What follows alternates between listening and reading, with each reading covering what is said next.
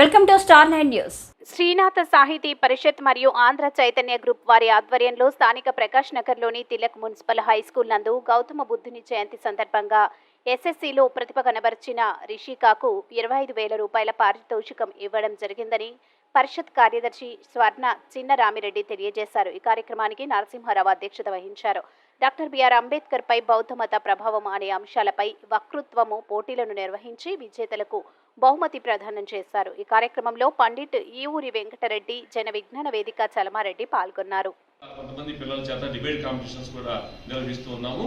ఇంకా అన్నిటికీ మించి ఈ స్థానిక తిలక్ హై స్కూల్ యొక్క విద్యార్థిని అమ్మాయి పాప పేరు జి రిషిక 593 మార్కులు, అంటే 600కి 593 మార్కులు సాధించి ప్రభుత్వ పాఠశాలలు, పల్నాడు జిల్లాలోని ప్రభుత్వ పాఠశాలలు, మున్సిపల్ పాఠశాలలు, ఎయిడెడ్ పాఠశాలలు, అదేవిధంగా కమిటీలో ఉన్న పాఠశాలలు, అదే జిల్లా పరిషత్ హై స్కూల్తో అందరితో కంటే కూడా భిన్నగా 593 మార్కులతో ఫస్ట్ ర్యాంక్ సాధించింది.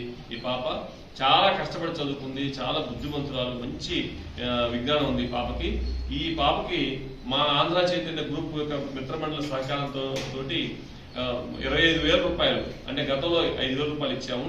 ఈ రోజున ఈ సందర్భంగా ఇంకొక 20,000 రూపాయలు, మొత్తం వెరసి 25,000 రూపాయలని ఆ పాపకి మేము డొనేషన్ కానివ్వండి, ఆ హాస్పిటల్ ఫీజులు కానివ్వండి, ఆ అమ్మాయికి సంబంధించిన కుటుంబ ఖర్చులు దేనికైనా సరే కానీ ఒక నైతిక సపోర్ట్ గా మేము మా పరిషత్ తరఫున శ్రీనాథ సాహితీ పరిషత్ తరఫున, అదేవిధంగా ఆంధ్ర చైతన్య మిత్రమండలి తరఫున మేము చేస్తున్నటువంటి ఇది విషయం.